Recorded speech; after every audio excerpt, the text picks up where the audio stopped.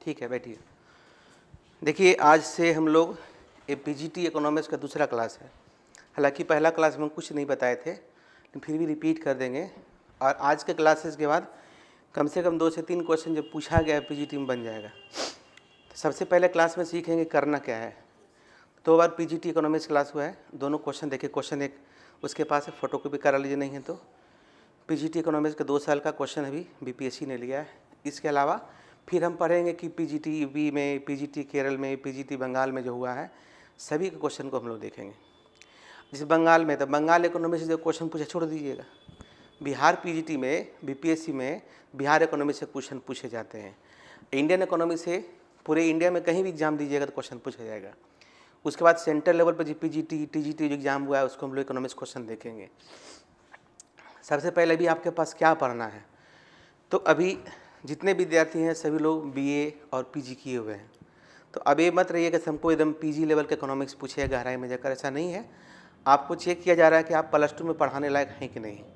ठीक है, आपको पीजी नहीं पढ़ाना है, जो कि पीजी लेवल पर प्रोफेसर की भी नौकरी मिलती है और पीजी लेवल पर आपको +2 में भी नौकरी मिल रही है। तो आपको चेक किया जा रहा है, आपकी एफिशिएंसी चेक किया जा रहा है कि आप इस पीजी करने के बाद आप +2 को पढ़ाने लायक है कि नहीं। और +2 में पूरे बिहार में अभी देख रहे हैं कि ऑब्जेक्टिव टाइप क्वेश्चन पूछा जाता है एग्जाम में, जो एकेडमिक कोर्स है। And you are doing competitive course, आप कॉम्पिटिटिव कोर्स कर रहे हैं, तो थोड़ा सा जो कन्फ्यूजिंग्स वाला क्वेश्चन रहता है, कन्फ्यूजन्स वाला क्वेश्चन रहता है, उससे बचने के लिए आपको क्या करना है हम बता देते हैं। चूँकि हिंदी मीडियम विद्यार्थी हो, इंग्लिश मीडियम विद्यार्थी हो, दोनों को हम आपको बता देंगे कि किस तरीके से पढ़ाई करें कि आपका जो एग्जामिनेशन में क्वेश्चन पूछेगा वो आपको बनता चला जाए। चलिए बैठो। तो देखिए, सबसे पहली बात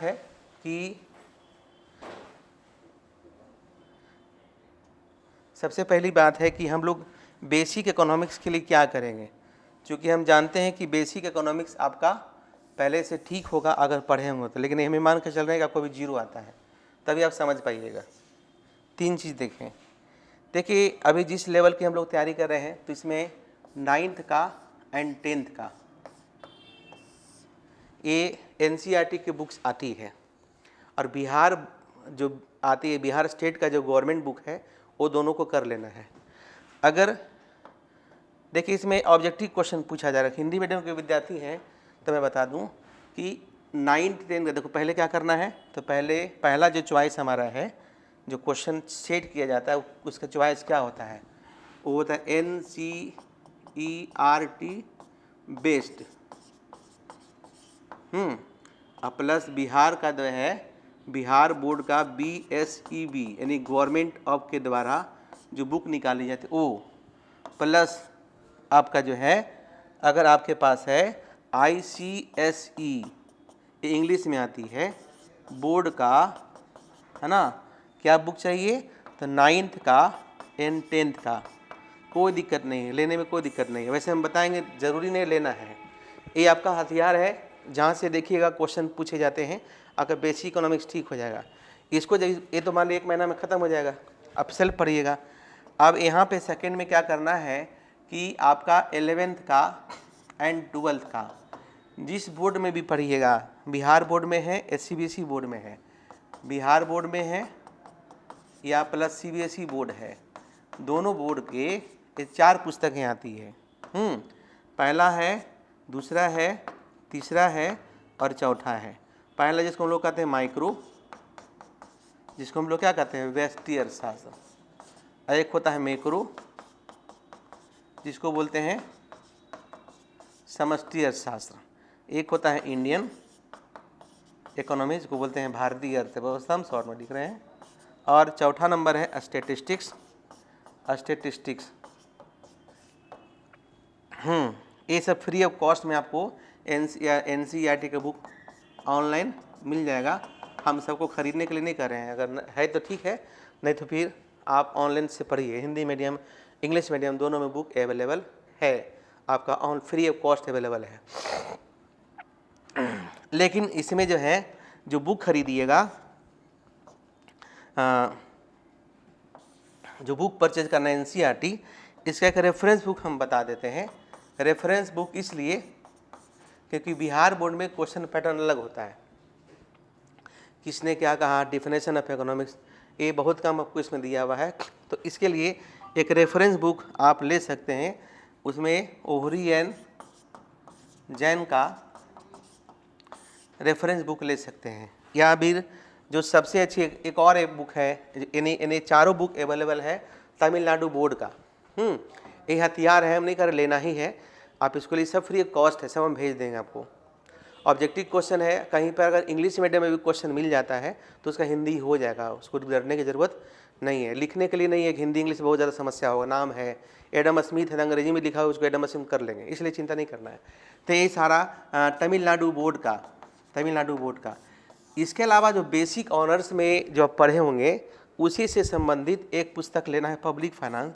क्योंकि पब्लिक फाइनेंस ये सब में पढ़ना नहीं, उससे क्वेश्चन पूछा गया है टैक्स वगैरह के बारे में। और फिर एक एक्स्ट्रा करंट अफेयर्स के लिए इंडियन इकोनॉमी का संजीव वर्मा का हो, लाल एंड लाल का हो, या एक्स्ट्रा पीडी जो मिलता है मार्केट में ले लीजिएगा। देखे होंगे सिलेक्शन 42, 50, 52 पर हो गया है। 80 नंबर का क्वेश्चन है, टारगेट है आप 70 बना दें। आप क्लासेस कर रहे हैं तो क्लासेस के बाद 70 क्वेश्चन बनना चाहिए, तभी क्लासेस का महत्व आपका होगा। ये सारे आपका हथियार है, हम अंत में लिख लीजिएगा, लिखना होगा तो ऐसे रिकॉर्डिंग रहेगा, बाद में भी देख के इसको आप चलिए, तो उसमें 10 नंबर बढ़ जाएगा तो अगला और हो जाएगा। क्योंकि हर साल अब तुरंत बीएड नहीं करेगा लोग। अभी देखिए अगस्त में है और दिसंबर में है, तो बीएड करने में 2 साल लगेगा ना, तो जो बचे लोग हैं उसका भी नेक्स्ट टाइम हो जाएगा। इस चिंता नहीं करनी है, सैलरी पैकेज भी अच्छी है, खास नहीं लोग प्रोफेसर की नौकरी छोड़ कर लोग जो एडहॉक पे थे लोग ज्वाइन कर रहा है, इसलिए आप सभी के लिए वरदान है। क्लियर है? तो ये सारी बेसिक चीज़ें हैं जिसको आपको पढ़ना है। फिर क्वेश्चन मन में होगा सर आप यहाँ से क्या दीजिएगा, हम यहाँ से लेक्चर देंगे और हम प्रीवियस ईयर क्वेश्चन पर फोकस करेंगे, थोड़ा लिखाएंगे जहाँ ज़रूरत होगा, क्योंकि नोट्स बना के हमको बहुत फ़ायदा नहीं, क्वेश्चन बनना चाहिए लेक्चर। लेकिन हाँ, थोड़ा सा सेल्फ पढ़िएगा तो कॉन्फिडेंस होगा इसका आंसर क्या होगा। तो सेल्फ पढ़ने के लिए खासकर आप इंडियन माइक्रो टेंशन जो सबसे बड़ा समस्या है वो यहाँ हम कर देंगे अच्छे तरीके से, इंडियन भी करेंगे, लेकिन इंडियन को थोड़ा खुद से पढ़िएगा। अलग अलग जो पॉलिसी आती है, जैसे योजनाएं आती है, ये सब आप कोई मार्केट से पीडी की अच्छी बुक आती है या डिस्ट्री का या पीडी का, जो भी आपको अच्छा लगे, हिंदी मीडियम में इंग्लिश मीडियम में दोनों पुस्तकें अवेलेबल है। उसी जितनी सारी योजनाएं भारत सरकार के द्वारा, बिहार सरकार के द्वारा चलाई जा रही है, सबका मेंशन उसमें रहता है। और अभी बजट आने वाला है, बजट के बाद बिहार सरकार का इकोनॉमिक सर्वे का ब्रीफ एनालिसिस किसी मैगजीन में देता है, हम नहीं करें कि किसका है, सब में लगभग एक ही रहता है। और फिर यहाँ से तो हम मिलेगा ही, और इंडियन इकोनॉमी यानी कि भारत सरकार का बजट पेश होगा, दोनों का बजट से संबंधित क्वेश्चन थोड़ा सा एनालिसिस, हर साल बजट में 2-4 नया टर्म यूज होता है, उसको हम लोग कर लेंगे, तो करंट हम लोग पढ़ेंगे करते चले जाएंगे, इसलिए ज़रूरी है। प्लस एक पेपर जो पढ़ते हैं जीएस के लिए करंट, उसके लिए पढ़िएगा, क्योंकि सरकार का भी योजना शुरू कर देती है। जैसे कि अभी चुनाव का माहौल है तो बहुत सारी योजना आने वाली होगी, तो सब याद रखिए, क्वेश्चन पूछा जा सकता है योजना का, कि जैसे जन धन योजना कब शुरू हुआ, क्या इसका फ़ायदा है, मनरेगा क्या है ना, मिड डे मील स्कीम क्या है, स्किल डेवलपमेंट प्रोग्राम क्या है, इंदिरा आवास योजना है, जैसे 20 पॉइंट्स प्रोग्राम है, पहले का भी है, कुछ अभी का भी है ना। बिहार में आपका 7 निश्चय योजना 1, 7 निश्चय योजना 2, इन सभी चीज़ों का नोट्स हम यहाँ से प्रोवाइड कर देंगे, उसको आप लोग देख लीजिएगा। ठीक है, तो चलिए हम लोग अब शुरू करते हैं, पोर्ट पे आते हैं। एकदम यहाँ से शुरू करेंगे, यही आपका अर्थशास्त्र है। हम एकदम शुरू करेंगे शुरू से, और हम गहराई में आपको ले चलेंगे। सबसे पहले जो ये आप अर्थशास्त्र देख रहे हैं, फिर आते हैं हम लोग, अब अपना कॉपी में लिखना होगा, लिखते जाइएगा, क्योंकि ये काम देगा। हम यहीं से शुरुआत कर रहे हैं, आपका है अर्थशास्त्र, है ना। तो इसमें 2 शब्द है ना, एक क्या है, एक है आपका अर्थ, है ना, और दूसरा है आपका शास्त्र। एक है अर्थ और दूसरा है शास्त्र। तो अर्थ का मतलब ऐसे होता है वेल्थ, और शास्त्र का मतलब होता है साइंस। मेरे इस शब्द के हिसाब से अर्थशास्त्र धन का विज्ञान है। लिखते चलिएगा, कोई दिक्कत नहीं है। आप कलम रखिए, लिखिएगा अर्थशास्त्र क्या है, धन का विज्ञान। अगर पूछ दे आपसे, कल को पढ़ाना ही हो, हम इस तरीके से तैयार करेंगे कि अगर यहाँ से जाने के बाद कल को आपको पढ़ाना पड़े तो अलग से मेहनत ना करना पड़े। ठीक है, तो यहीं से शुरुआत करें। अर्थशास्त्र जो है ना, अर्थशास्त्र धन का विज्ञान है। हम अगर बात करें तो क्या है, अर्थशास्त्र धन का विज्ञान है। अर्थशास्त्र क्या है बाबू, धन का विज्ञान है। Economics is science of wealth. इस शब्द को कौन बोले थे, एडम स्मिथ। लिख लीजिए, है ना। एडम स्मिथ कौन है भाई, तो हम जानते चूँकि Adam Smith father of modern economics है ना। तो एडम स्मिथ धन की परिभाषा दिए थे। देखिए पीजीटी इकोनॉमिक्स अगर रखे होंगे क्वेश्चन तो उसमें पूछा था कि धन की परिभाषा किन्होंने दिया, एडम स्मिथ। वेलफेयर परिभाषा कौन दिए, मार्शल। स्कार्सिटी परिभाषा, दुर्लभता का परिभाषा कौन दिए, तो रॉबिन्स। विकास की परिभाषा कौन दिए, सैमुअल्सन ने। क्वेश्चन पूछा था, क्वेश्चन क्लियर हो गया, कहीं से कोई डाउट नहीं है। ऐसे लिखा हुआ है, जब देंगे तो लिखा हुआ भी रहेगा, लेकिन बातें बातें में हो गया कि देख 2 जान गए तो 2 इशू चलाएगा। स्कार्सिटी डिफिनेशन लिखते चलेंगे जैसे जैसे हम रहे, चूँकि हम लोग कॉम्पिटिटिव पॉइंट से पढ़ रहे हैं, यहीं से लिख देंगे। एक होता है वो देखो परिभाषा, अर्थशास्त्र की परिभाषा, अर्थशास्त्र की परिभाषा यानी कि डिफिनेशन ऑफ इकोनॉमिक्स। देखो जी 4 है, पहला, दूसरा, तीसरा, चौथा। धन की परिभाषा कौन दिए थे, एडम स्मिथ। वेल्थ डिफिनेशन, इसको हिंदी में क्या बोलते हैं, वेल्थ डिफिनेशन। वेल्थ डिफिनेशन कौन दिए थे, एडम स्मिथ। और है कल्याण की परिभाषा, कल्याण की परिभाषा है, कल्याण परिभाषा। वेलफेयर डिफिनेशन कौन दिए थे भाई, मार्शल। कौन दिए थे, मार्शल, वेलफेयर। और तीसरा था स्कार्सिटी डिफिनेशन, दुर्लभता की परिभाषा। दुर्लभता, दुर्लभ या चेन की परिभाषा कौन दिए थे, कौन दिए थे, रॉबिन्स दिए थे, रॉबिन्स दिए थे स्कार्सिटी डिफिनेशन। और 4th नंबर में है डेवलपमेंट परिभाषा, कौन दिए थे, सैमुअल्सन। याद हो गया। अब भूलिएगा नहीं, कभी भूलना ही नहीं है, क्योंकि क्लास में बताया गई बात भूलते नहीं, वो टिक लगाना है, लिखना नहीं, बार बार कर रहे हैं। इसलिए हमारा एक कल्याण हो गया कि धन की परिभाषा क्या दिया, एक क्वेश्चन पूछा है, देखिए बन जाएगा आपका। ये तो हो गया भाई इकोनॉमिक्स क्या है वो शब्द के हिसाब से। अभी हम इकोनॉमिक्स की कोई हम परिभाषा बताए नहीं है। अब सेकेंड में देखेंगे कि वो परिभाषा क्या दिए हैं, वो भी पूछ दिया है। कंज्यूमर सरप्लस का deflation, difference between what a consumer willing to pay and what actual does pay. जो कंज्यूमर पे करना चाहता है, जो पे करता है, उसके डिफरेंस को, उसके अंतर को हम लोग क्या कहते हैं, कंज्यूमर सरप्लस। ये भी क्वेश्चन पूछा है इस टाइप का, इसको मार्शल साहब दिए थे। तो ये सब आपका होते चला जाएगा, क्वेश्चन आपका बनते चला जाएगा। अब सेकेंड में हम लोग देखते हैं इकोनॉमिक्स। वो हिंदी में था, अभी अंग्रेजी में है। तो इकोनॉमिक्स जितने सारे अंग्रेजी वर्ड है वो सब कहीं न कहीं से लिया गया है, डिराइव किया गया है। तो सबसे पहली बात है, शब्द जो है कहाँ से लिया गया है, ग्रीक शब्द। क्या बोलते हैं जी, ग्रीक वर्ड। ग्रीक किसको बोलते हैं, ग्रीस को, जहाँ के सिकंदर थे, है ना। तो 2 वर्ड है जी इसका, एक है ओइकोस और दूसरा है नेमिन। ये भी क्वेश्चन पूछा जाता है कि जो इकोनॉमिक्स है कौन शब्द से डिराइव हुआ है, ग्रीक शब्द से, और 2 शब्द कौन है, तो एक है ओइकोस और दूसरा है नेमिन। दूसरा क्वेश्चन पूछता है कि ओइकोस का मतलब क्या होता है, हाउस होल्ड, और नेमिन का मतलब क्या होता है, मैनेजमेंट। हाउस होल्ड का मतलब यहाँ क्या होता है, फैमिली या स्टेट, परिवार या देश। मैनेजमेंट का मतलब प्रबंधन। इकोनॉमिक्स यानी कि जो ऑक्सफोर्ड डिक्शनरी के हिसाब से जो परिभाषा इसकी है वो क्या है?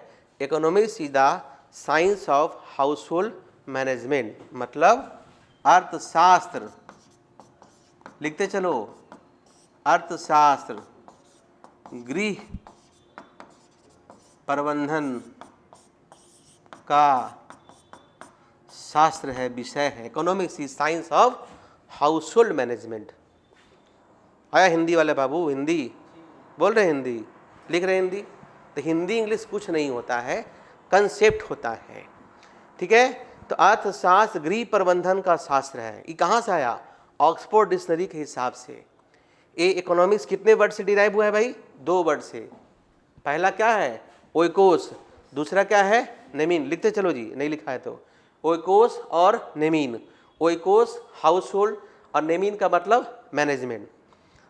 नेमीन का मतलब मैनेजमेंट, ठीक है। नेमीन का मतलब मैनेजमेंट। अब देखिए, इकोनॉमिक्स की हम शुरुआत ही करते हैं कहाँ से? इकोनॉमिक्स से शुरुआत करते हैं कि भाई अर्थव्यवस्था में जितने सारे रिसोर्सेज होते हैं वो सीमित मात्रा में है। रिसोर्सेज आर लिमिटेड और वांट्स आर अनलिमिटेड। संसाधन सीमित है और आवश्यकताएं अनंत है। अब देखो, जितने रिसोर्सेज हैं, रिसोर्सेज क्या होता है? Land, labour, capital, entrepreneur.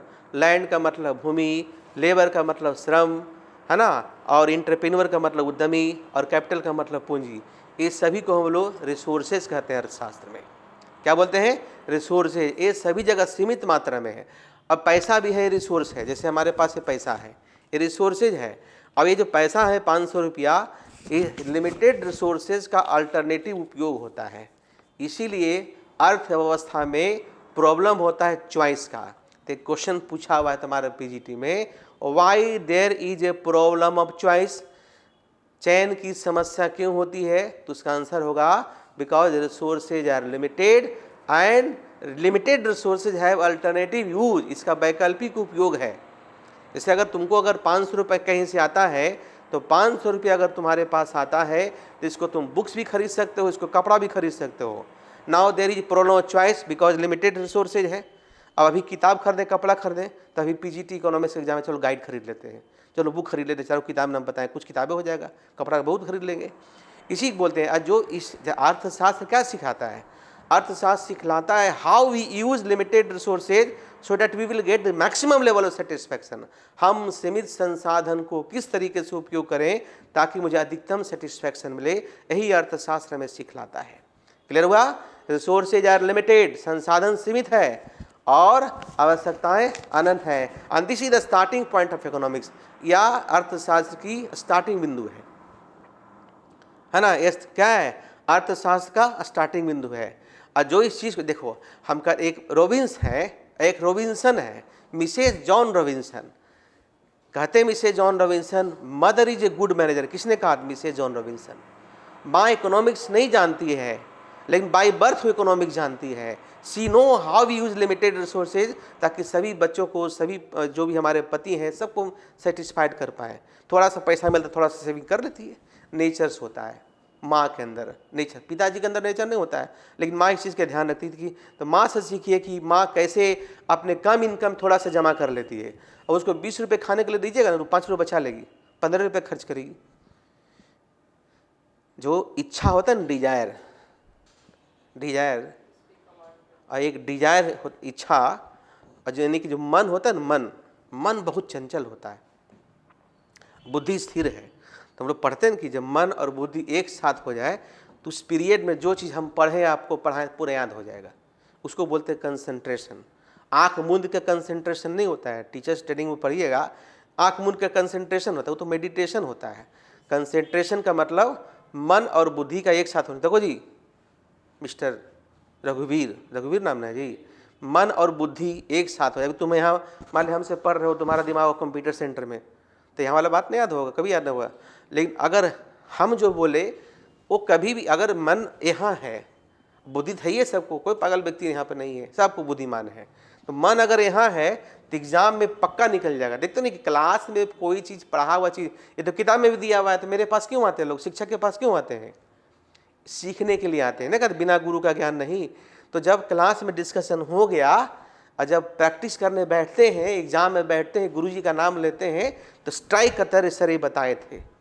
4 option में 2 को लड़ गया था, 1 2 इशू मार लेंगे दिमाग से, ऐसे सही होता है। एनीवे क्लियर है? तो 2 चीज़ सीखे, economics is science of house hold management, अर्थशास्त्र गृह प्रबंधन का शास्त्र है। ठीक है, ये कहाँ से आया? ऑक्सफोर्ड डिक्शनरी से। ये देखो ऑक्सफोर्ड डिक्शनरी में जितने सारी वर्ड है, जैसे प्याज, प्याज इंग्लिश वर्ड, तो लिखते हैं the word pyaz has been derived from Indian word, है ना। तो उसी तरीके से ये जो आपका ओइकोस है, हाउस होल्ड है। देखिए हम लोग जब पढ़ते हैं, जिस समय चाणक्य यहाँ पर थे उसी समय कंटेम्पोररी पीरियड में, है ना, जिस समय चाणक्य थे ना उसी समय कंटेम्पोररी पीरियड में वहाँ पे एक और व्यक्ति थे जिनका नाम था अरस्तु, एरिस्टोटल। नाम सुने हैं? किसके गुरु थे? सिकंदर के गुरु थे। लेकिन सिकंदर को बोल दिए थे, हम नहीं बताए थे तुमको कि तू हमारे नॉलेज किस तरह से गलत उपयोग करेगा, इसलिए तुम्हारा गुरु होने पे हमको शर्म आता है। अचानक की तारीफ किए थे। एनीवे हम तो इतिहास नहीं पढ़ा रहे हैं, लेकिन इतिहास में ये सारी बातें आप पढ़ते होंगे। ठीक है, 1 मिनट रुक जाइए।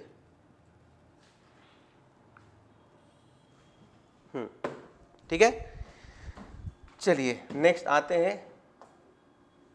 आपने सीखा अर्थशास्त्र क्या है, बता दिया गया है ना।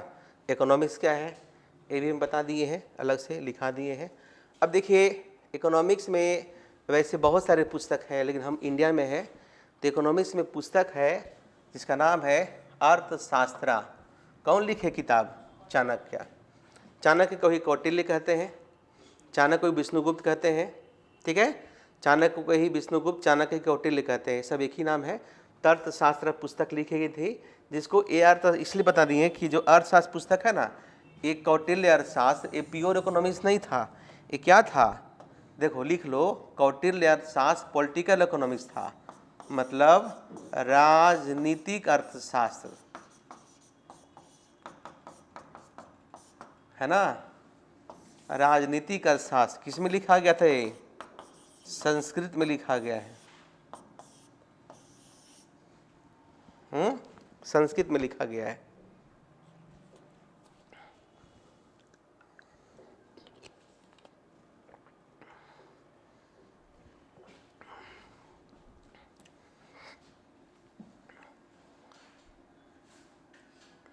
समझ गए? एक एक चीज को कर लेना, कहीं से क्वेश्चन ना छूटे। संस्कृत में लिखा गया है। नहीं, क्वेश्चन पूछता है कि निम्नलिखित में से एक सही है कि एक से अधिक सही है, कि एक ही सही है, कि कोई सही नहीं है। तो वो सब आपको चीज़ें आपको आएगी, बनवाएगा, क्वेश्चन तो आएगा, कोई दिक्कत नहीं। अच्छा किया था उन्होंने, कम लोग तम आप लोग को होगा, जो पढ़ेगा उसी को होगा, जो नहीं पढ़ेगा हाँ। हाँ, तो एक से अधिक वाला जब पढ़िएगा क्लासेज में तो कॉन्फिडेंस आएगा ना, बनवाएंगे ना यहाँ क्वेश्चन जो है, इसीलिए बोल रहे हैं क्वेश्चन रखिए। 1 सप्ताह पहले पढ़िए, उसके बाद क्वेश्चन बनेगा, देखिए क्वेश्चन बनता है कि नहीं, कोई नहीं छूटेगा। हाँ, जो पढ़ने वाला विद्यार्थी है 10 गो में 8 गो 9 गो खो गया है, इसलिए चिंता ना करना है। अब देखिए ये सब चीज़ आप खुद से पढ़िएगा, इसलिए बता दिए। कौटिल्य बेसिकली तक्षशिला विश्वविद्यालय में प्रोफेसर थे। कौटिल्य के बारे में पूछेगा, दुनिया का सबसे पुराने विश्वविद्यालय कौन सी विश्वविद्यालय है? विक्रमशिला है। आप? नालंदा है ना, विक्रमशिला है ना नालंदा है। सबसे पुराने विश्वविद्यालय तक्षशिला विश्वविद्यालय है। और उसी तक्षशिला विश्वविद्यालय में जो चाणक्य थे अर्थशास्त्र के आचार्य थे। हम लोग अभी कहते हैं उस समय अर्थशास्त्र को क्या बोलते थे, लेकिन चूंकि किताब का ही नाम अर्थशास्त्र है, तो अर्थशास्त्र के प्रोफेसर थे। तक्षशिला अभी पाकिस्तान में है और उस समय हिंदुस्तान में ही था। Now it has been part of Pakistan, after partition it went to Pakistan, है ना। आज़ादी के में बंटवारे के बाद जो है, आज़ादी के वक्त बंटवारे के बाद ये पाकिस्तान में चला गया। तक्षशिला पाकिस्तान में है, वहीं पे 4 प्रोफेसर वहाँ करते थे। और उसके बाद देखिए जो हमारा अर्थशास्त्र भारत में उभरी राजनीतिक कूटनीति की एक कथा को संदर्भित करता है और कौटिल्य द्वारा लिखित स्थिति नीति और सैन्य रणनीति पर लिखित सामग्री का प्रतीक है। ये सेंटेंस इसलिए है कि इससे क्वेश्चन पूछेगा। घुमा के क्वेश्चन पूछेगा। इसलिए आप इसको जब देंगे ना, PDF शेयर करेंगे, कॉपी में लिख लीजिएगा, क्योंकि काफ़ी समय लगेगा इसलिए, है ना। अर्थशास्त्र क्या है?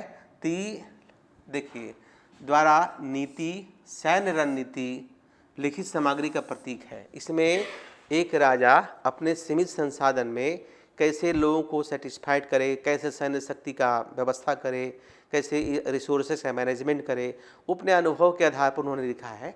देखिए, जो आपका चाणक्य है वो मौर्य साम्राज्य के संस्थापक थे। मौर्य साम्राज्य के पहले राजा चंद्रगुप्त मौर्य थे। उनका बेटा नाम था बिंदुसार और उनका बेटा का नाम था अशोक। पढ़े होंगे, नहीं तो आज पढ़ लीजिए। यानी अशोक और चंद्रगुप्त मौर्य एक ही खानदान के हैं। चंद्रगुप्त मौर्य के पोता हुए अशोक। ये तीनों व्यक्ति को ट्रेनिंग दी है चाणक्य, तीनों व्यक्ति में रहे थे। चंद्रगुप्त मौर्य की तो मृत्यु हो गई बहुत कम समय में। अब उनकी कहानी नहीं पूछे, हम नहीं पढ़ाएंगे, इतिहास में पढ़े होंगे कि जहर दे दिया गया, किया गया, वो अलग बात है, उसमें हम लोग समय बर्बाद नहीं करेंगे।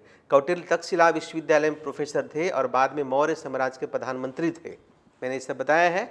और उनकी निर्विवाद और चतर नीतियों के कारण जो राजनीतिक, कूटनीति और युद्ध के लिए यथार्थवादी दृष्टिकोण से मेल खाती है, उन्हें भारत में मैकियावेली के रूप में जाना जाता है। ये भी क्वेश्चन पूछा, इसलिए मैंने दिया है। हो सकता है कोई GS का पार्ट मिल जाए, लेकिन है इकोनॉमिक्स का पार्ट, तो इकोनॉमिक्स को छूटेंगे नहीं। तो इस तरह से ये सब चीज़ें को उनको आप देख लीजिएगा। और कुछ लोग ये भी कहते हैं वो किताब उनके द्वारा लिखा नहीं गया, लेकिन लिखा उन्हीं के द्वारा गया है। यानी कि चाणक्य अर्थशास्त्र किस द्वारा लिखा गया है? चाणक्य के द्वारा, कौटिल्य के द्वारा। किस भाषा में? संस्कृत में। चाणक्य कौन थे? मौर्य साम्राज्य के संस्थापक थे, भारत में उसके मैकियावेली के रूप से जानते हैं। और वे तक्षशिला विश्वविद्यालय में अर्थशास्त्र के आचार्य थे। बस इतना ही, ज़्यादा इनके बारे में हम लोग अब नहीं करेंगे, जितना ज़रूरत है उतना हम आपको बता दिए। अब चलिए आते हैं, इनका नाम देखिए, फिगर से एडम स्मिथ है। वैसे इनके बारे में शुरू में बता दिए थे, लेकिन आप जानते हैं एडम स्मिथ की एक पुस्तक है जिसको हम लोग वेल्थ ऑफ नेशन के नाम में जानते हैं। और इस वेल्थ ऑफ नेशन का पूरा नाम क्या, कौन बताएगा? ठीक है, वो लिखे तो उस शॉर्ट में है, उसका पूरा नाम बताइए, तब ना वहाँ टिक लगाइए। वो किसका किताब है? नहीं याद है तो याद रखना पड़ेगा। चलिए, कोई दिक्कत नहीं है, यही सीखने के लिए यहाँ पे आए हैं। पहले याद रखिए कि एडम, अगर क्वेश्चन पूछे कि एडम स्मिथ के पहले भी इकोनॉमिक्स था, पक्का था, लेकिन एडम स्मिथ के पहले इकोनॉमिक्स को हम लोग पॉलिटिकल इकोनॉमिक्स कहते थे, बहुत लोग थे, उसके बारे में नहीं जानेंगे।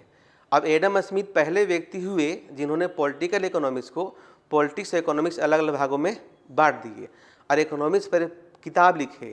तो इकोनॉमिक्स का जो पहले से जो आइडिया दिया वो सभी आइडिया कलेक्ट करके किताब लिखे, जिस किताब का नाम था an inquiry into the nature and causes of wealth of nation, और शॉर्ट मुझे कहते हैं वेल्थ ऑफ नेशन। तो पहले पुस्तक का नाम लिखिए, तब ना पुस्तक का नाम और पूछ देता है। देखिए, पुस्तक का नाम है एन इंक्वायरी, लिखते चलो, into the nature and causes of wealth of nation and causes of wealth of nation. Short में से क्या बोलते हैं? Wealth of nation. पुस्तक का नाम है वेल्थ ऑफ नेशन। एक बुक कब लिखा गया था? 1776 में, है ना। और एडम स्मिथ जो है, एडम स्मिथ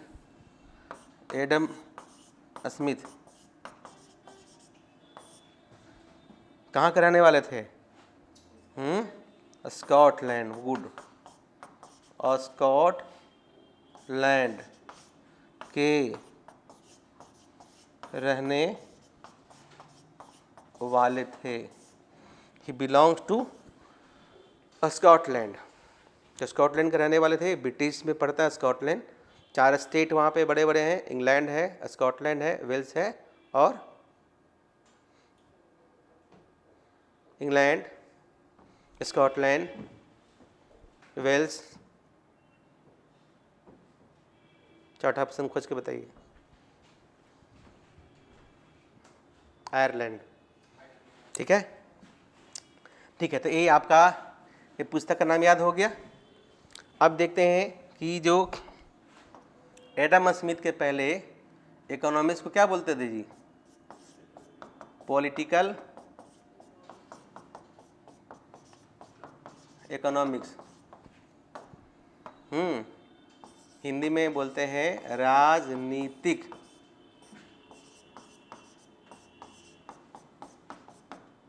अर्थशास्त्र। इसको ये दो भाग में बांट दिए। किस में? राजनीतिक अलग होगा और अर्थशास्त्र अलग होगा, यानी कि पॉलिटिक्स अलग होगा और इकोनॉमिक्स अलग होगा। ये बात कौन बोले थे, कौन किए थे? एडम स्मिथ किए थे। कौन किए थे? एडम स्मिथ किए थे। कब किए थे? 1776 में। क्या लिखे थे? किताब का नाम क्या था? Wealth of nation. पूरा नाम क्या है? An inquiry into the nature and causes of wealth of nation, जिसमें उन्होंने विस्तार से चर्चा की थी कि भाई आपका जो है इसमें प्योर इकोनॉमिक्स है, ये अभी बोले अलग है, ये बोले आपका अलग है। और देखिए, एडम स्मिथ को अर्थशास्त्र का जनक इसलिए कहा जाता है कि एडम स्मिथ पहले व्यक्ति हुए, पहले अर्थशास्त्री हुए जिन्होंने राजनीतिक अर्थशास्त्र को, राजनीतिक और अर्थशास्त्र दो अलग अलग भागों में बांटकर और अर्थशास्त्र को पृथक विषय के रूप में विकसित किए। यानी इनके बुक के पब्लिकेशन के बाद, यानी कि जो बुक है वेल्थ ऑफ नेशन, इसके बुक के पब्लिकेशन के बाद जो है अर्थशास्त्र का अलग से अध्ययन शुरू हुआ। और प्योर इकोनॉमिक्स, देखिए क्वेश्चन पूछा हुआ इकोनॉमिक्स, प्योर इकोनॉमिक्स मिलाने वाला में मार्शल साहब दिए थे। मिलाने वाला में देखिए मिला होगा, इकोनॉमिक्स शब्द कौन दिए थे? मार्शल। ठीक है, धरा गया 2-3 क्वेश्चन। दूसरा क्वेश्चन, इकोनॉमिक्स कौन दिए थे? मार्शल। ठीक है, इकोनॉमिक्स कौन दिए थे? मार्शल दिए थे। और उनकी पुस्तक था, उस पुस्तक का नाम था प्रिंसिपल ऑफ इकोनॉमिक्स, जो कब पब्लिश हुआ था? 1890 में पब्लिश हुआ था। वो भी ब्रिटिश इकोनॉमी, वहाँ पे भी हम लोग आएंगे, बताएंगे। ठीक है, तो मिलाने वाला क्वेश्चन रहेगा तो हम लोग बन जाएगा वेल्थ ऑफ नेशन किन्होंने दिखा? तो अर्थशास्त्र को जनक, यानी अर्थशास्त्र को ये दोनों अलग अलग कौन बांटे थे? तो एडम स्मिथ बांटे थे। एडम स्मिथ स्कॉटिश या ब्रिटिश इकोनॉमिस्ट माने जाते हैं। और इन्होंने, एडम स्मिथ ने बहुत सारे नए टर्म भी सुनो, उससे क्वेश्चन बनेगा। एडम स्मिथ टर्म दिए थे इनविजिबल हैंड, अदृश्य हाथ। प्राइस का डिटर्मिनेशन डिमांड और सप्लाई से होगा, सबसे पहले कौन बोले थे? एडम स्मिथ बोले थे। पढ़िए आगे, ऐसे आज बताते हैं। देखो कि प्राइस का डिटर्मिनेशन डिमांड और सप्लाई से होगा, सबसे पहले कौन बताए थे? Adam Smith. ये ऐसा परफेक्ट कंपटीशन में होता है, पढ़िएगा आगे। तो परफेक्ट कंपटीशन का आइडिया कौन दिए थे? Adam Smith. एक टर्म सुनते हैं, ये भी क्वेश्चन पूछेगा, है ना, कि लेसेस फेयर। कौन? Laces fair. तो लेसेस फेयर को उपयोग पॉपुलर कौन बनाए थे? Adam Smith. लेसेस फेयर का मतलब क्या होता है? Free economy. फ्री इकोनॉमी का मतलब क्या है? कि अर्थव्यवस्था में जो इकोनॉमिक एक्टिविटी होती है, जो ट्रेड होती है, उसमें सरकार को हस्तक्षेप नहीं करना चाहिए, हस्तक्षेप मिनिमम करना चाहिए। डिफेंस में हस्तक्षेप करना चाहिए किसको? सरकार को। इस बात को भी एडम स्मिथ बोले थे। लेसेस फेयर टर्म कहाँ से आया था? लेसेस फेयर टर्म जो है मर्केंटलिज्म, इसे सब याद रखिएगा। वाणिज्यवाद, बहुत पढ़ने की बात नहीं है, यहाँ से लिया गया। वाणिज्यवाद कौन दिए थे? कने दिए थे। ये भी क्वेश्चन पूछे इसलिए बता दिए। वाणिज्यवाद शब्द कौन दिए थे? कने दिए थे। कने कहाँ के रहने वाले थे? फ्रांस के रहने वाले थे। सभी आइडिया को लेकर उन्होंने अपनी पुस्तक में समाहित किए। हमें नहीं कहते एक Adam Smith was the writer, he was the compiler of the book, है ना। वो राइटर नहीं थे, पूरी चीज़ को लिखे नहीं थे, अलग अलग जगहों से लेके एक जगह लोगों को प्रेजेंट किए। कैसे आप उमा कपिल ला का इंडियन इकोनॉमिक्स पढ़ते हैं, तो अलग अलग व्यक्ति का उसमें आर्टिकल उसमें लिखा गया है।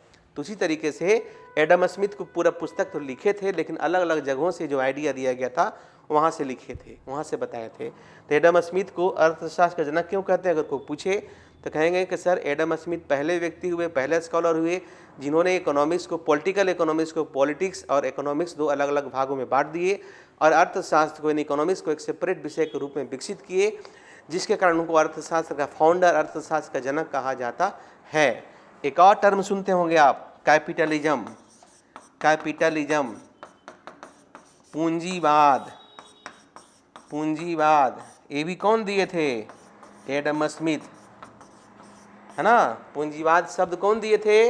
Adam Smith. पूंजीवाद के प्रोपाउंडर कौन है, संस्थापक कौन है? Adam Smith. हालांकि पूंजीवाद का अलग अलग बहुत सारी परिभाषाएं हैं, बहुत सारे विचार हैं। तो मैंने क्या सिखाया? Laces fair. मैंने क्या सिखाया? Invisible hand. मैंने क्या सिखाया? Free trade, demand supply, perfect competition. और एक और शब्द है division of labour. Division of labour, श्रम का विभाजन। ये कौन बोले थे? Adam Smith. बोले जो जिस काम के लायक उससे वही काम कराओ, इससे हमारी factor productivity, total factor productivity, तो उत्पादकता हमारा क्या होगा? बढ़ जाएगा। इसे और पढ़िएगा ना तो अपने आप होगा, क्वेश्चन अपने आप बनेगा। 2 क्वेश्चन आ गया ना आज के क्लासेस के बाद, जो है अभी 2 क्वेश्चन आया। चलो लिखते चलो।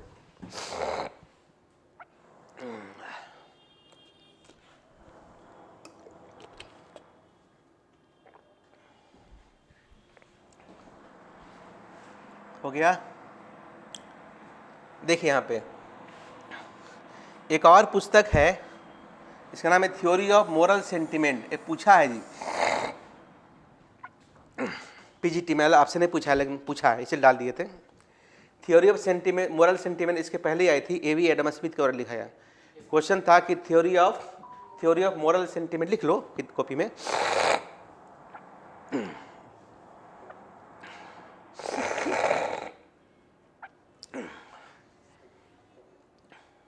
थ्योरी ऑफ मोरल सेंटिमेंट किसके द्वारा लिखा गया था?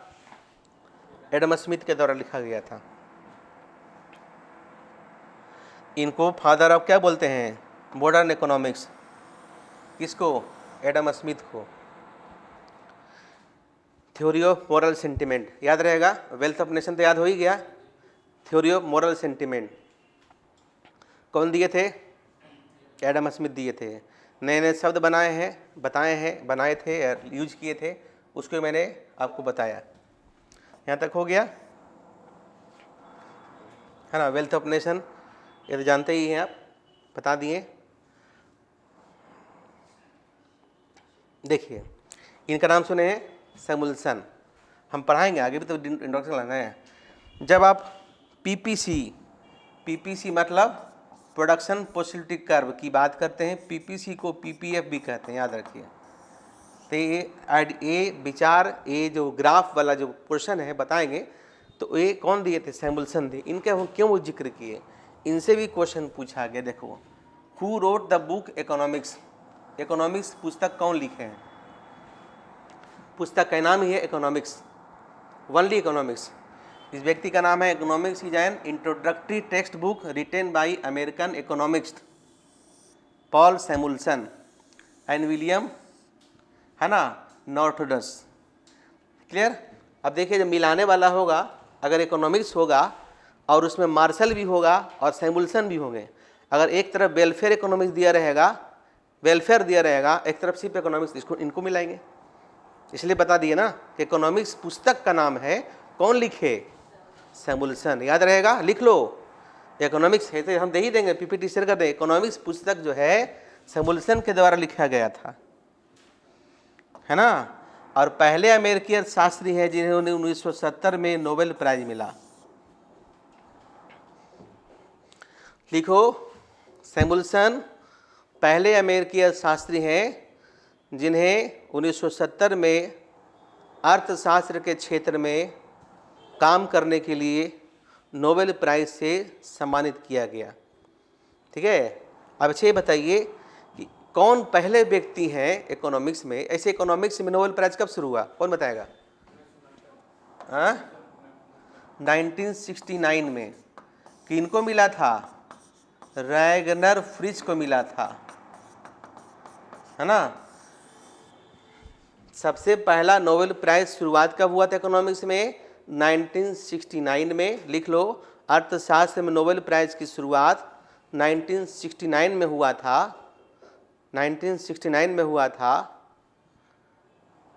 The introduction of Nobel prize in economics started in 1969 and the first prize given to Ragnar Frisch. सबसे पहले यह सम्मान रैगनर फ्रिज को दिया गया।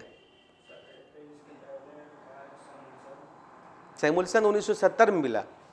1959 की बात करें, पैक पीछे गए, यानी दूसरे इकोनॉमिक्स थे, ये पहले इकोनॉमिक्स थे।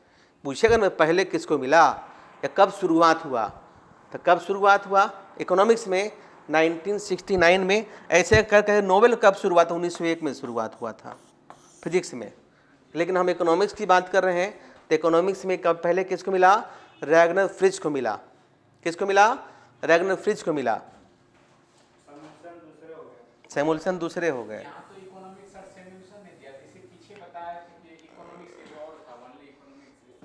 मार्शल टर्म यूज किए थे, किताब थ्रू लिखे थे। उनके किताब का नाम था प्रिंसिपल ऑफ इकोनॉमिक्स। चलो देखो, कन्फ्यूजन और दूर करो। हाँ देखो, ऐसे आगे हम बताएंगे ही। पुस्तक है, अगर पुस्तक मिलाने के लिए पूछ देगा प्रिंसिपल ऑफ इकोनॉमिक्स कौन लिखे थे, मार्शल। और अगर सिर्फ इकोनॉमिक्स पुस्तक का नाम पूछेगा कौन लिखे थे, सैमुअलसन। ठीक है, क्वेश्चन जो पूछा उसके हिसाब से हम लोग पीपीटी बनाएंगे। हम इंट्रोडक्शन थोड़ा पढ़ रहे हैं, इंट्रोडक्शन होता है कि है, वैसे नहीं। हम लोग क्वेश्चन अब पहले दिन से बनना शुरू हो जाएगा, घर पे जाइएगा तो।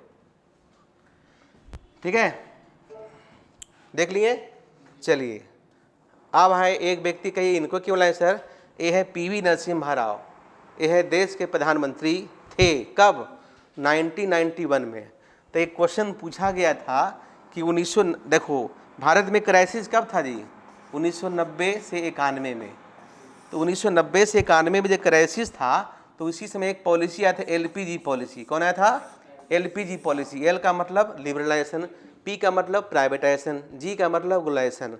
इस शुरुआत कौन किए थे भारत में, मनमोहन सिंह। कौन सी ओर के हैं, मनमोहन सिंह। और ये क्या था, ओपन इकोनॉमी पॉलिसी था। क्या था, ओपन इकोनॉमी पॉलिसी था। अब ये ओपन इकोनॉमी पॉलिसी था, उस पॉलिसी को कौन दिए थे, ओपन इकोनॉमी पॉलिसी के पक्षधर कौन थे, उनका नाम था जगदीश भागवती। लिखते चलिएगा, जगदीश भागवती, लिख लो। जगदीश भागवती खुली अर्थव्यवस्था के समर्थक थे। बस हमको तो आंसर लिखना है ना। जगदीश भागवती खुली अर्थव्यवस्था के समर्थक थे, है ना। 1990-91 में पॉइंट देख लिख लो। 1990-91 में जब भारत में क्राइसिस था, उसके बाद एलपीजी लिखो ना, उसके बाद एलपीजी पॉलिसी लाया गया। 1990-91 में भारत में वित्तीय क्राइसिस था, वित्तीय संकट था, है ना। 1991 में भारत में नई आर्थिक नीति को लागू किया गया। देखो ना, 1990 में 91 में नई आर्थिक नीति को लागू किया गया।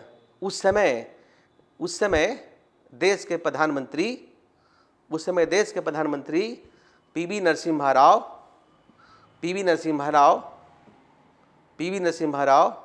और वित्त मंत्री डॉक्टर मनमोहन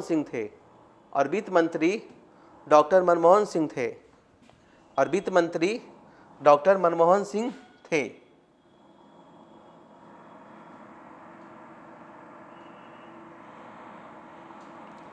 ठीक है, क्लियर हो गया। अब देखिए, who is the father of Indian economics कहते हैं। हाँ, तब देखो, PV Narasimha Rao was a politician and lawyer frequently referred to as father of Indian economics। कोई विश्वास नहीं करेगा भाई इकोनॉमिक्स होते नहीं, क्योंकि अगर ये नहीं होते ना तो मनमोहन सिंह अपनी बातों को लागू नहीं करवा पाते। लौह पुरुष कहे जाते, father of modern India PV Narasimha Rao, doctor Manmohan Singh. जो क्राइसिस था बताएंगे जब एलपीजी पॉलिसी पढ़ाएंगे तब, कि भारत के पास इतनी संकट थी कि उसके जो तेल आयात होता है उसके पास सप्ताह भर के लिए पैसा नहीं था। उस क्राइसिस को दूर करने का श्रेय पीवी नरसिम्हा राव और मनमोहन सिंह को जाता है। हालांकि जब पढ़ाएंगे तो बताएंगे इनका जो पहला चॉइस था ना उस समय वित्त मंत्री बनाने का, ब्रीफ में जान लीजिए 1990 में जब चुनाव हो रहा था उसमें देश के प्रधानमंत्री के दावेदार राजीव गांधी थे, लेकिन राजीव गांधी की कहीं मर्डर हो गया था कोयम्बटूर में, तो उस समय चुनाव जीती सरकार इमोशन में, और चुनाव जीतने के बाद किसको नेता बनाया जाए तो किसको प्रधानमंत्री बनाया जाए। हालांकि PV Narasimha Rao south Indian थे, ये सोच लिए थे कि हम संन्यास ले लेंगे, लेकिन बहुत विद्वान व्यक्ति थे, शांत स्वभाव के व्यक्ति थे, विद्वान थे, और इनको था कि हम देश को आगे कैसे ले जाएंगे, एक विजन इनके पास था। तो इनकी बातों को लोग अच्छी लगी, इनकी अगवानी में देश की सरकार बनाई गई। उसमें एक अच्छे सलाहकार की ज़रूरत थी, वित्तीय सलाहकार की ज़रूरत थी, वित्त मंत्री की ज़रूरत थी, और उसमें इनकी जो पसंद थी आईजी पटेल साहब।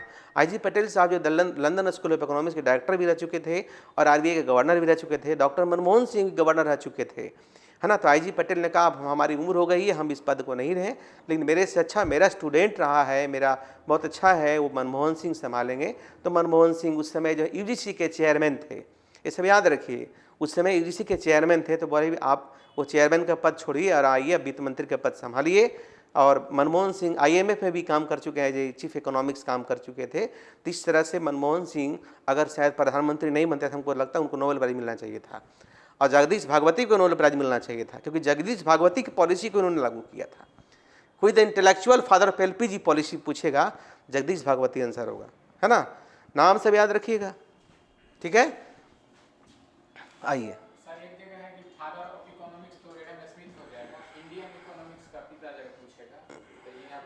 सब बताएं, पूछिए नहीं, सब बताएं, पढ़िए जाके घर पर, हम तो बताए भी किए हैं। हाँ, अलग है, अलग जगह क्वेश्चन से पूछेगा, अलग अलग है। देखो इससे बता दिए हैं जी तुम लोग को पॉलिटिकल इकोनॉमिक्स। अब इकोनॉमिक्स जो है ना उसको दो भागों में बांटा गया, माइक्रो इकोनॉमिक्स और मैक्रो इकोनॉमिक्स। यहाँ से लिखो इकोनॉमिक्स को, चलो हम बताते हैं। इकोनॉमिक्स को दो भागों में बांटा गया, माइक्रो इकोनॉमिक्स जिसको बोलते हैं व्यष्टि अर्थशास्त्र, है ना, और मैक्रो इकोनॉमिक्स जिसको बोलते हैं समष्टि अर्थशास्त्र। चलिए जानते हैं भाई ये कौन ये काम किए। इस काम को किए थे रैगनर फ्रिज। कब किए थे? 1933 में। कब किए थे? 1933 में। रैगनर फ्रिज नॉर्वे के रहने वाले थे, लिख लो, रैगनर फ्रिज नॉर्वे के रहने वाले थे। Ragnar Frisch belongs to Norway and he was the professor of actually Hindi में लिखाना है, हम हिंदी दोनों भाषा में बोलते हैं। he was the professor of mathematical economics in Oslo University, Oslo, OSLO।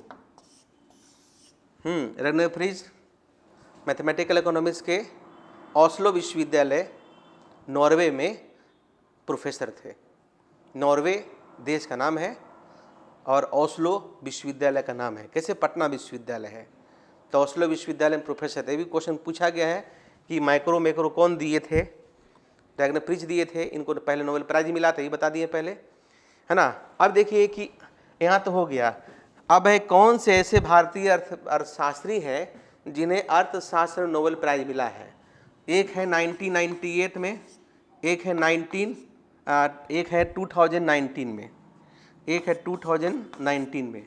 एक का नाम है अमर्त्य सेन, नाम सुने होंगे, अमर्त्य सेन, और दूसरे का नाम है अभिजीत बनर्जी, अभिजीत बनर्जी, है ना।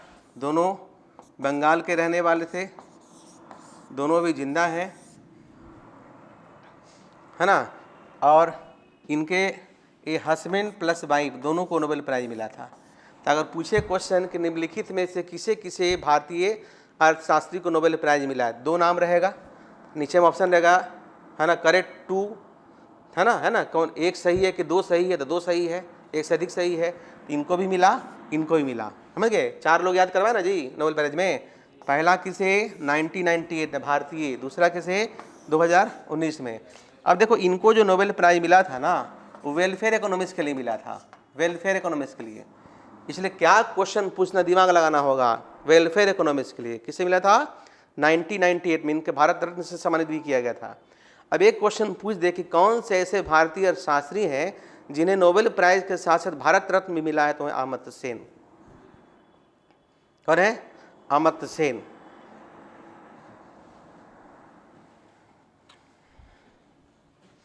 ठीक है,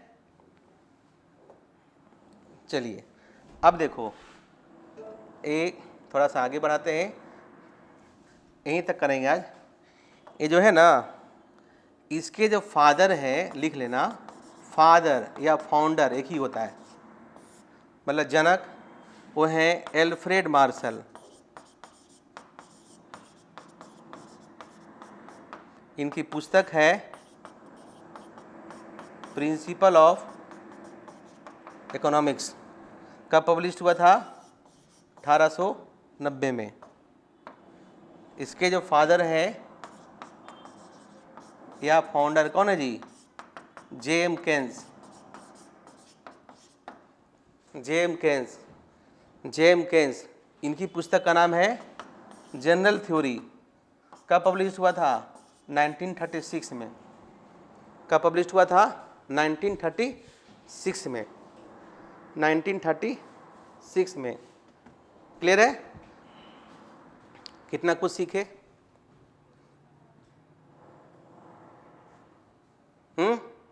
जनरल थ्योरी, मैक्रो के फादर है, माइक्रो के फादर है, economics, Indian economics, economics books, principle of economics books, बहुत सारे चीज़ों को बताएगा, तो इसको पढ़ना है फिर।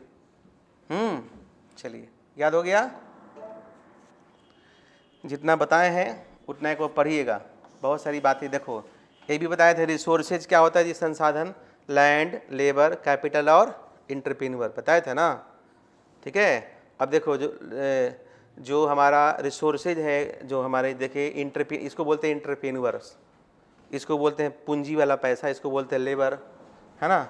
और ये हमारा लैंड हो गया, लेबर हो गया, कैपिटल हो गया और इंटरप्रेन्योर हो गया। मैंने चीज़ों को प्रेजेंटेशन, हाँ, जो पैसा लगा के बिजनेस चलाते हैं, इंटरप्रेन्योर। पूछ देगा निम्नलिखित में से कौन से भारतीय इंटरप्रेन्योर हैं? मुकेश अंबानी, है ना, अनिल अंबानी, रतन टाटा, है ना, बजाज, अशोक बजाज, महिंद्रा, बहुत सारे हैं। तो आनंद महिंद्रा, ये सब हमारे इंटरप्रेन्योर्स हैं। तो आगे बताएंगे। तो भारत में क्या है ना कि 10-15 गो नाम है, लेकिन सैन फ्रांसिस्को एक डिस्ट्रिक्ट है अमेरिका में, जहाँ पे लगभग 33,000 इंटरप्रेन्योर्स लोग रहते हैं। तो बहुत सारे फैक्टर्स हमारे पास, रिसोर्सेज की भी बहुत कमी है, तो इसको हम लोग आगे पढ़ाएंगे। ठीक है, तो अभी आज हम यहीं तक रखते हैं इसको।